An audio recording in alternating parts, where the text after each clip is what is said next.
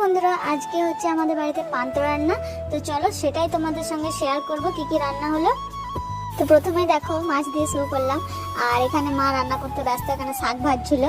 আর এখানে দেখো বেগুন আর কিন্দুরি রেডি করা আছে। আর এখানে মুসুরি ডালটাকে ভিজিয়ে সেটা বেটে রাখা আছে। আর এইখানে দেখো পুরো সব রান্না কমপ্লিট হয়ে গেছে, আমি সেটাই তুলছি। দেখো মাছের টক হয়েছে, পোস্তর বড়া, ওলের টক, ওলের বড়া, মুসুরির বড়া, আলু ভাজা, শাক ভাজা, দুহারি ভাত, কিন্দুরি ভাজা, বেগুন ভাজা, আর কি কি আমার মনেও পড়ছে না এই মুহূর্তে, বাঁধাকপির তরকারি মাছের মাথা দিয়ে।